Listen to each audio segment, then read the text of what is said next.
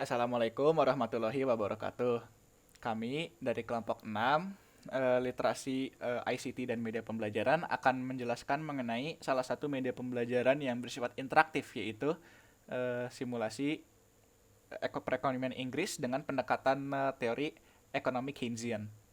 Nah, pertama-tama izinkan kami memperkenalkan diri dulu. Saya Muhammad Fadila Sidik, NIM 1901467.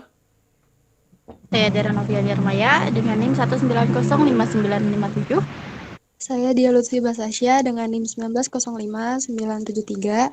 Saya Utul Khotimah dengan NIM 1909226. Saya Tiara Maharani dengan NIM 1903099.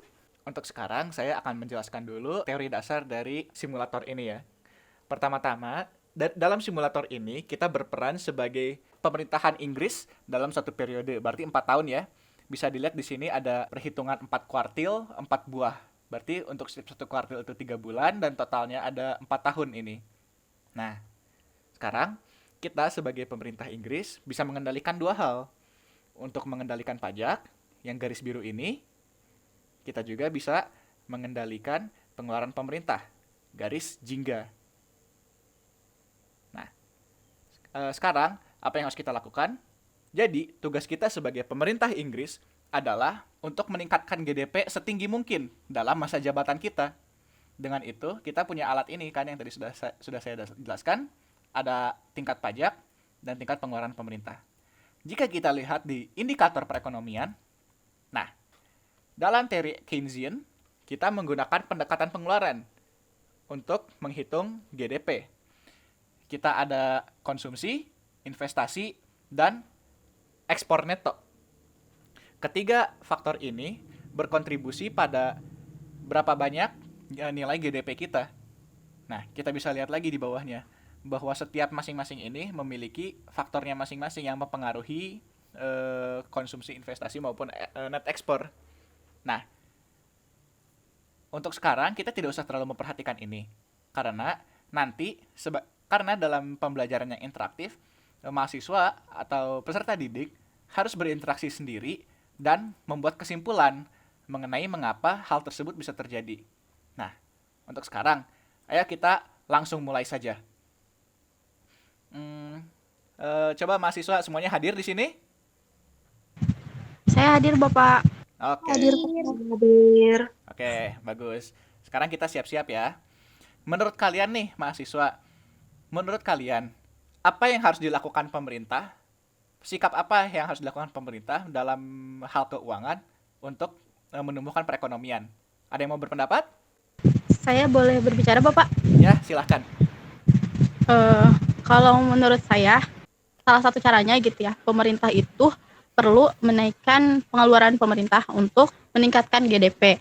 Tapi justru pajaknya itu harus dikurangin kayak gitu Pak. Oh, begitu. Menurut kamu rentan antara pengeluaran pemerintah dengan pajak ini harus besar atau pendek? Kalau menurut saya pribadi gitu ya, pendek sih, karena kalau misalkan terlalu tinggi juga itu akan berdampak buruk juga gitu ya, kalau misalnya pengeluaran pemerintahnya ternyata terlalu besar dan pajaknya terlalu kecil, lalu penerimaan pemerintahnya dari mana kayak gitu. Baik. Jadi menurut kamu kalau seperti yang terlihat di layar ini cukup baik? Untuk mungkin dari pengeluaran pemerintahnya kurang naik sedikit mungkin Pak. Nah, 23,5 nih atau 24 cukup? Atau menurut kamu mau bagaimana angkanya? Boleh Pak, cukup. Oke. Jadi untuk kuartil ini kita coba 24 miliar dolar dan tingkat pajaknya adalah 24,4%. Oke. Mari kita coba ya. Oke. Nah, kita sudah lewat nih suatu kuartil. Kita lihat defisit kita sebesar ini. Tapi kita jangan langsung panik dulu. Perlu diingat bahwa dalam mengurus negara itu kita berpikir jangka panjang, bukan jangka pendek. Satu kuartil saja kita bisa lihat bahwa prediksi dari mahasiswa tadi itu cukup benar. Ternyata dengan pengeluaran pemerintah yang cukup tinggi, kita menumbuhkan perekonomian. Lumayan ya. 3,5 ini meningkatnya cukup tinggi. Nah, coba kita lihat dari indikator lain. Kalau kita lihat jumlah konsumsi walaupun menurun sedikit, ternyata tidak terlalu parah menurunnya karena investasi kita tinggi walaupun pajak juga kita tinggikan. Sedangkan kalau investasi bisa naik seperti ini. Nah, kalau naik ekspor terlihat cukup liar ya perubahannya. Tapi coba kita lanjut sampai tahun terakhir. Untuk sekarang kita jaga ini tetap sama. Nah, coba mahasiswa yang tadi memproposalkan kebijakan seperti ini. Menurut kalian, mengapa kita bisa mendapatkan hasil seperti ini? Coba jelaskan.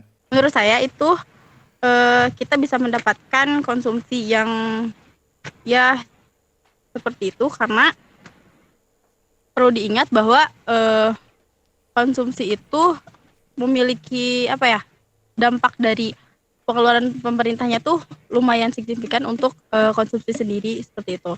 Untuk investasi dilihat naik terus seperti itu ya. Walaupun memang sedikit-sedikit, tetapi itu karena tingkat pajaknya itu tidak terlalu besar seperti itu, Pak. Kalau net exportnya saya belum bisa menjelaskan. Mungkin Bapak bisa membetulkan. Nanti kita coba di kuartil selanjutnya ya, disimpulkan oleh mahasiswa lain. Coba kita lewat langsung 2 tahun.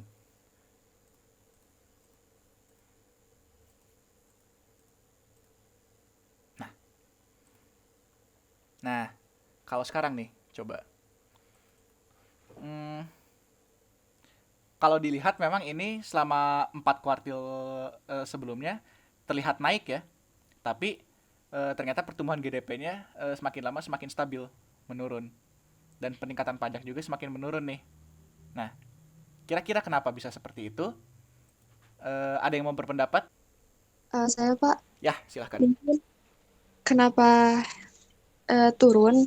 Karena tingkat pajaknya juga turun gitu, jadi GDP-nya juga ikut turun. Jadi nggak sebanding sama pengeluaran pemerintahnya gitu.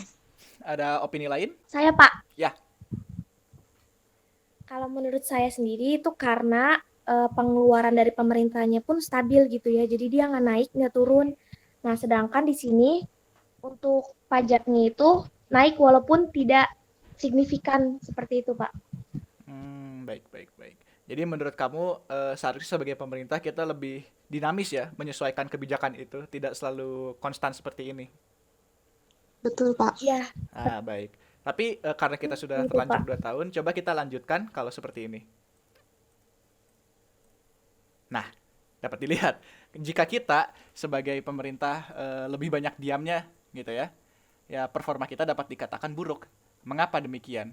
Karena kita tidak beradaptasi dengan perubahan-perubahan yang ada di sepanjang masa ini. Nah, kita lihat tidak selalu menaik ya, hanya karena di periode awal tahunnya itu cukup naik. Nah, jadi kesimpulannya adalah bahwa dalam kebijakan pemerintah tidak ada yang namanya kebijakan yang paling sempurna. Tapi untuk setiap keadaan harus selalu beradaptasi. Dan dengan setiap kebijakan pun selalu saja ada faktor-faktor yang tidak terduga. Sehingga ada baiknya bagi pemerintah untuk hati-hati. Di saat yang sama pemerintah harus dinamis dalam beradaptasi, namun di saat yang sama juga harus berhati-hati agar tidak bersifat terlalu intervensionis, karena kalau misalnya seperti itu bisa saja ada hal-hal yang tidak kita duga. Begitu ya mahasiswa.